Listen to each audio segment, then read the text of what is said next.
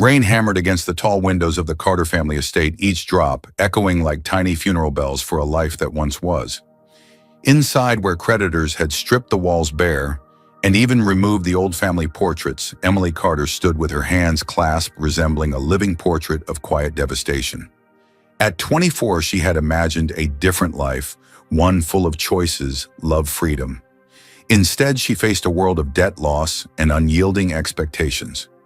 Across the long, scarred mahogany table stood Nathan Miller, a man whose wealth was whispered about in every corner of New York and beyond.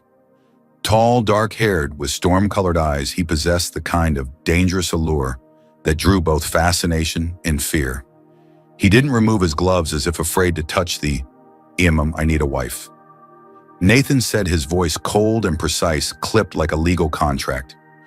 You need protection from financial ruin and public scandal. The agreement is, she swallowed hard, her pulse racing as he continued. You will carry my name, manage my estate, and enjoy financial security. In return, I ask only your discretion and attendance at the events that require it. His words were blunt, but Emily held her composure. She dared to ask, in the other aspects, marriage, my personal life. Nathan's jaw tightened under pale skin. A muscle twitched. I will never touch you. You will have your own rooms, your own life. In time and air may be necessary, but it can be arranged in other ways or not at all. The cruelty in his tone, born of grief, left her breathless. Yet Emily understood that pain often wears the mask of indifference. She had heard whispers about his first wife, Claire, who died 3 years ago, and about Nathan locked in the fortress of his grief ever since. She nodded slowly. I agree, she whispered, her words as sealing a fate neither of them fully grasped. Outside, the rain continued its funeral dirge, and neither noticed the trembling hands, his hidden in gloves, hers buried in the folds of her worn black dress. Weeks passed, and Emily arrived at St. Andrew's Chapel, dressed in ivory silk borrowed from Nathan's extensive collection, a gown that had likely once belonged to Claire. She shivered as the fabric brushed her skin, a reminder that much of her new life was built from the remnants of another. Nathan stood beside her, a statue carved from marble, his expression unreadable.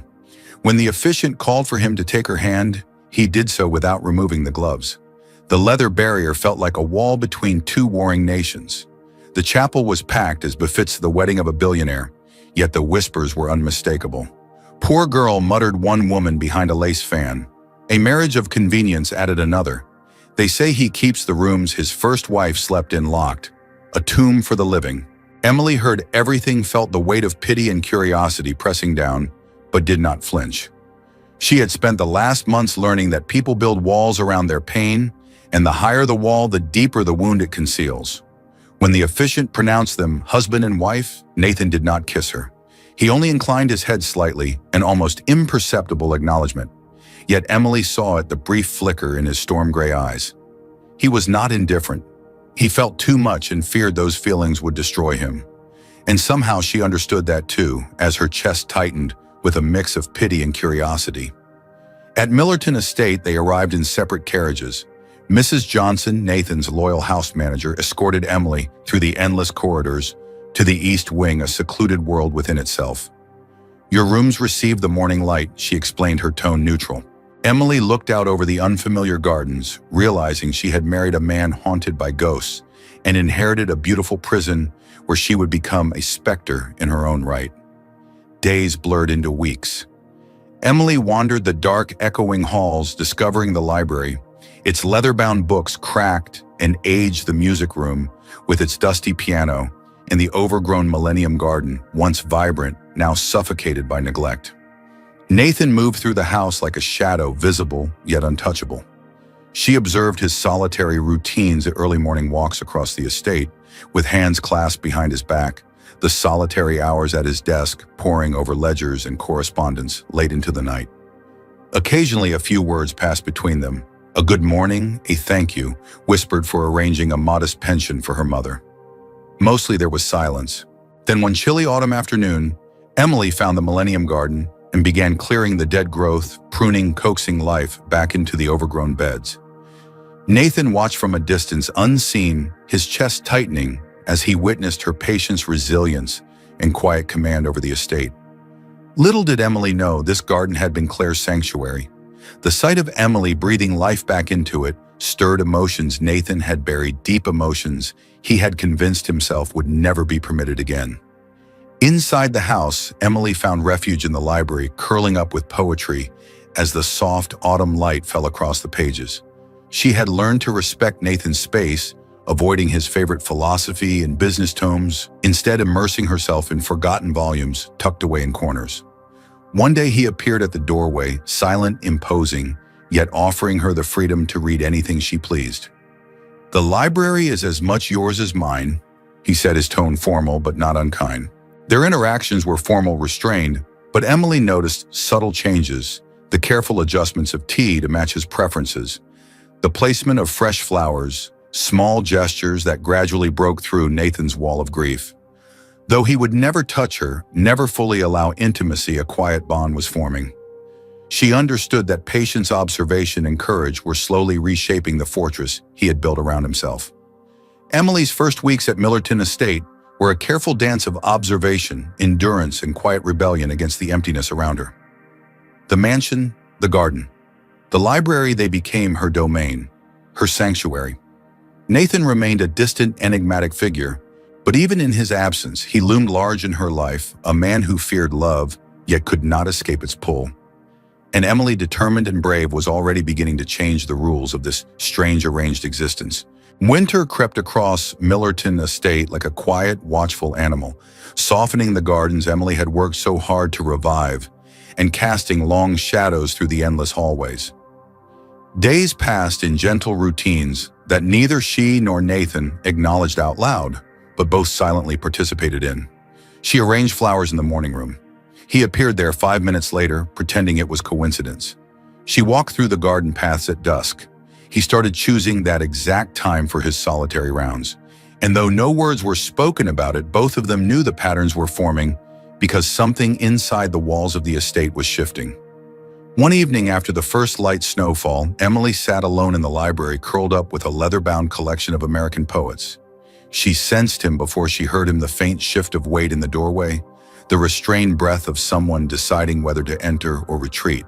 When she finally lifted her eyes, Nathan stood there, tie-loosened hands clasped behind his back, as if even now he was containing something dangerous inside himself.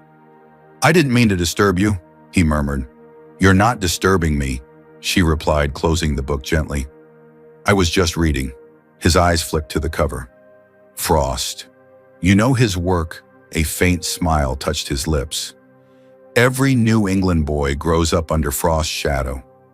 There was a softness in his voice she had never heard before, something unguarded, something almost warm, and just as quickly as it appeared, it vanished behind the elegant line of his jaw. "If you prefer solitude, I can leave," he added. Emily held his gaze. "No, stay.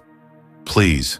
He hesitated, then stepped inside, choosing a chair across from her, but angled slightly as though he needed one more degree of separation to breathe. They sat together in a silence that was somehow not empty. For the first time, Emily felt the room expand instead of shrink, as if the library itself approved of their quiet companionship. Gradually, their evenings followed this pattern. Nathan would appear sometimes with books, sometimes with estate ledgers. Emily began brewing the exact blend of tea he liked, Assam, in the morning salon in the afternoon. He never thanked her directly, but she saw it in the way he paused before drinking, the way his shoulders eased just slightly, as if her small acts of kindness soothed old wounds he didn't yet know how to reveal. Then came the night Emily found the Millennium Garden completely blanketed in frost, the roses she had saved now bending under the weight of winter. It stung her more than she expected, seeing nature undo the labor she had poured herself into, but she carried pruning shears anyway, determined to salvage whatever she could. She didn't hear Nathan at first. He moved like he always did, quiet as a thought, stopping only when he stood a few feet away. "You're out here late," he said. "So are you." He looked at the frozen petals, his breath forming pale clouds in the cold air. The roses were Claire's favorite. Emily froze. He rarely spoke of his first wife. She turned her gaze toward him, waiting. "She loved this garden," he continued, voice low. "She said it was the only place that felt alive, even when the world wasn't." Emily understood then why he had stayed away, Why he had watched from windows instead of stepping inside the garden? It wasn't indifference, it was mourning. "I'm sorry," she whispered. Nathan shook his head. "Don't be. You've brought it back. You've brought things back I didn't expect." The words lingered in the air warmer than the winter wind. But he looked away quickly as though afraid to let them rest too long. "Come inside," he said softly. "You'll freeze out here." Emily followed him back into the house, feeling the thinnest thread of connection, fragile, trembling, but finally visible.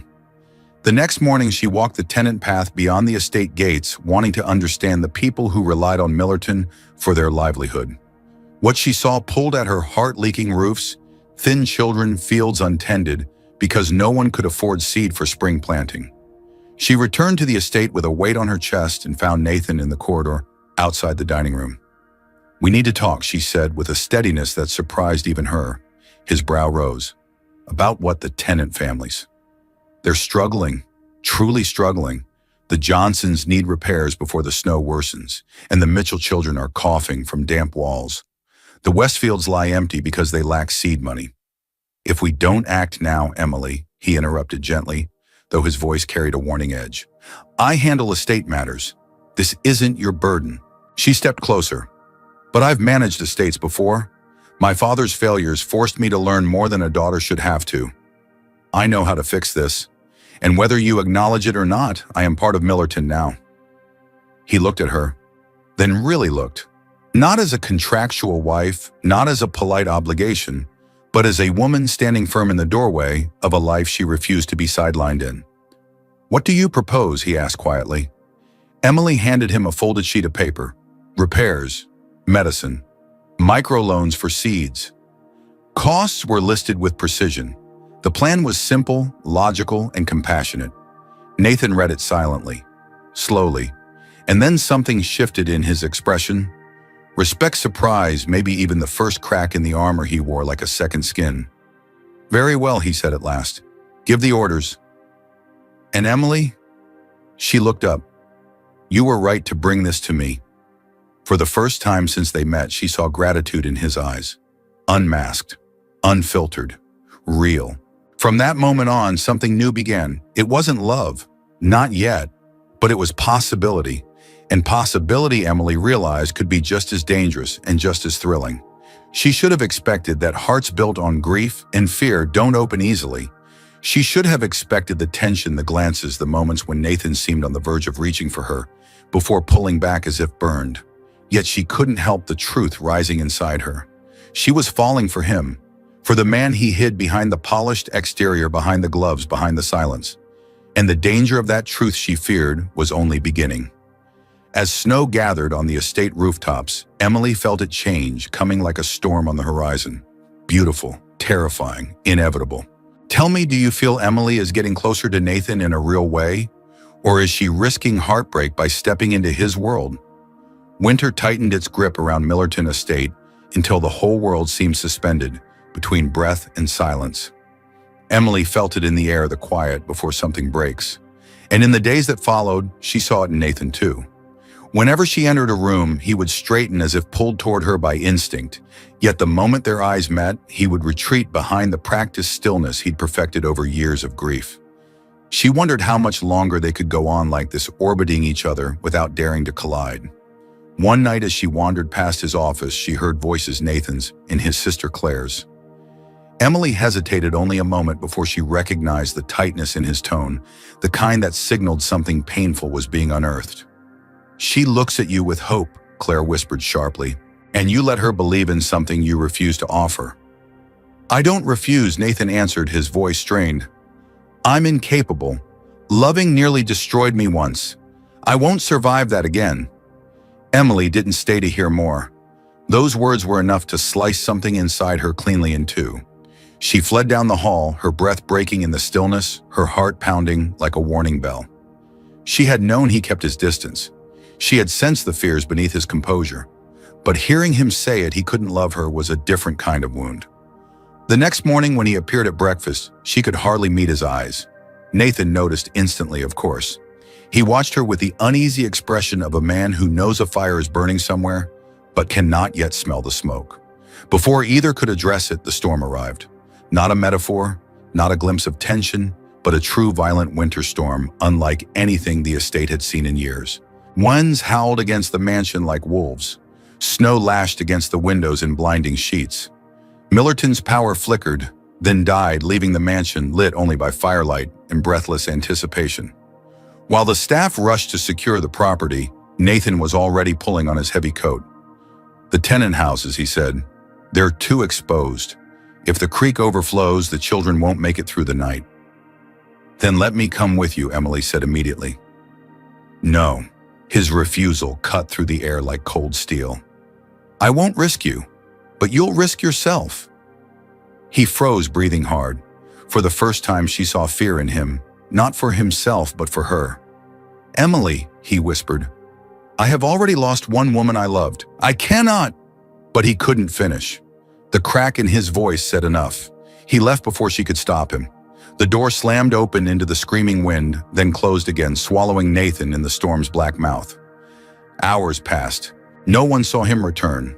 And then his horse came back without him. Saddle torn, eyes wild, foam frozen along its mane. Emily didn't think, didn't hesitate.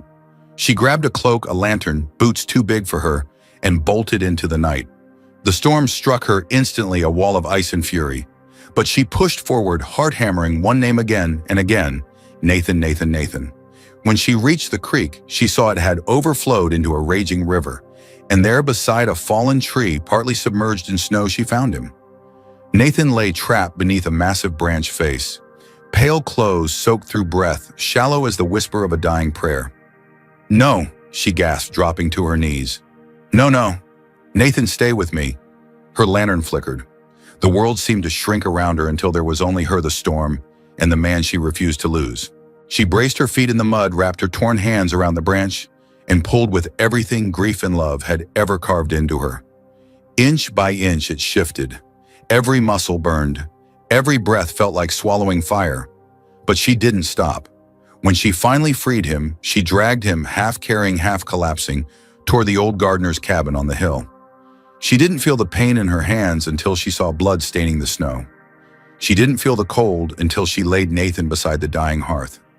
All she felt was terror that she might lose him, and the fierce certainty she would not. Through the long night, she nursed him, warming him, binding his wounds, calling him back whenever he drifted toward the darkness.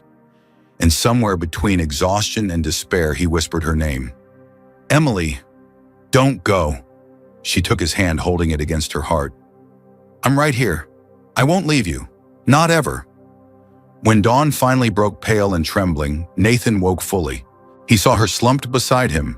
Her hands bandaged, her face streaked with soot, her eyes exhausted but alive, and something in him shattered cleanly, beautifully. "You saved me," he whispered. "Yes," she said softly, "because losing you was the one thing I couldn't survive." His hand trembled as he reached for her cheek. "Emily, I tried so hard not to love you." His voice cracked. "But I do. I love you so much it terrifies me." She felt tears rise warm against the cold of dawn. "Then stop running. Choose me. Choose us." He pulled her into his arms, burying his face in her shoulder, and breathed, "I choose you. Today and every day after." Returning to Millerton Estate was like returning from the edge of a different world. The staff cried openly when they saw Nathan alive. Claire embraced Emily and whispered, voice trembling, "Thank you for giving me my brother back." Weeks passed. Nathan healed. Emily healed. And something else healed too. The hollow rooms, the cold corridors, the silence that once rested like dust over the house. Laughter returned. Warmth returned. They returned to each other. Spring brought life back into the Millennium Garden. Roses bloomed under Emily's careful hands. And Nathan stood beside her, no gloves, no walls, only a man finally brave enough to build a life instead of a prison. When Emily discovered she was expecting, fear flickered through Nathan like a shadow, but it passed, replaced with a fierce, trembling hope. Together they prepared for their daughter's arrival. And when she was born, red-faced and furious at the world, Nathan wept openly, holding her, as if she were the first sunrise he had ever seen. "Her name is Hope," he whispered, tears falling onto the soft blanket. Because that's what you gave me. Years later, as three little girls danced among the roses, Hope, Grace, and Violet Emily leaned into Nathan on the garden bench. He wrapped his arm around her, pressing a kiss to her hair. "Remember when I said I'd never touch you?" he asked with a quiet laugh. Emily smiled up at him. "You were a fool." "Yes," he said, pulling her closer. "But I'm your fool." And in the golden light of that peaceful afternoon, with their daughter's laughter filling the air and the roses blooming as if blessing the life they built, they knew this truth: love had not come easily, but it had come fully. It had destroyed the walls, survived the storm, and rewritten their future. Tell me, dear viewer, do you believe Emily and Nathan truly earned their happy ending after everything they fought through? If this story touched your heart, comment 100 below to let me know you want more emotional stories like this. And tell me, from which country are you watching this story? I would love to greet you where you are. If their journey moved you, please share this video so more people can feel this story the way you just did.